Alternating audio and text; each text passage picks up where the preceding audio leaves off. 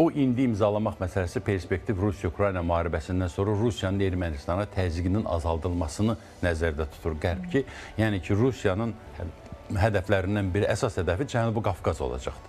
Cənubi Qafqazda isə hərbi, siyasi, iqtisadi cəhətdən harda daha möhkəmdir? Gürcüstanda, Azərbaycanda, yoxsa Ermənistanda? Təbii ki, Ermənistanda. Biz bilirik ki, həm hərbi bazası var, həm iqtisadi cəhətdən kifayət dərəcədə təsirləri var. Lars yolunu bağlamaqla çox böyük iqtisadi problemlər yarada bilər. Sabahları sanksiyalar götürüləndə onsuz da Rusiya üzərindən müəyyən dərəcədə, əgər bu, ona görə həmişə mən Rusiya-Ukrayna müharibəsinə xüsusi olaraq sanksiyalar götürüləndə Ermənistan Rusiya ticarət dövriyyəsi də azalacaqdır. Biz bilirik ki, o sanksiya olan mallar Ermənistan üzərindən keçib gəlir. Sabahları bunlar olmayacaqdır. Amma bizim üçün sizin sualınıza gəldim. O sülh vacibdirmi? Sülhdən mən yayınmaq demirəm. Əgər hər hansı bir şəkildə belə də ki, əsaslandırıb deyirik ki, təxribat olub gediriksə, biz beynəlxalq təzyiqə məruz qala bilərik. Yəni ki, fon elə ola bilər ki, erməni pərəstləri də var, bugün qərb çağırışları da var.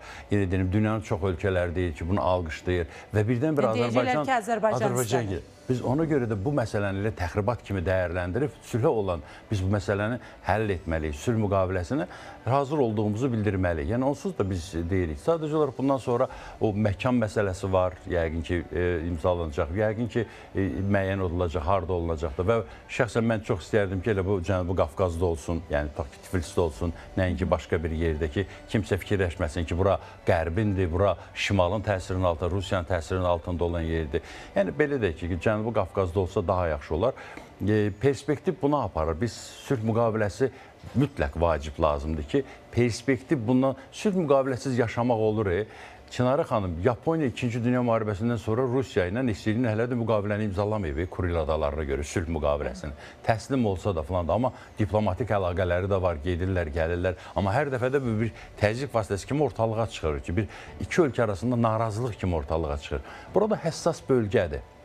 Təsəvvür edin ki, sülh müqaviləsi yoxdur, Ermənistan silahlanma prosesini davam etdirir, revanşistlər artıq deyir ki, sülh yoxdur, biraz da qızışırlar, tamam başqa bir formalılar. Yəni ki, bölgədə gərginliyin artmasına səbəb olar. Bu gərginliyin qarşısını sülh müqaviləsi alar və bu istiqamətdə iş görənlər üçün bir növ belə deyək ki, məhdudiyyət ola bilər ki, yəni ki, bu olmasın.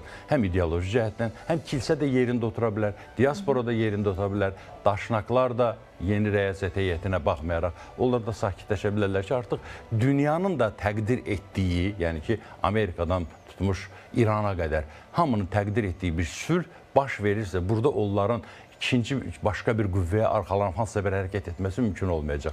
Artıq o sülh müqaviləsi olanda Rusiyanın da belə deyək ki, bir o qədər təsirləri, təzyiqləri olmayacaq, azalacaqdır.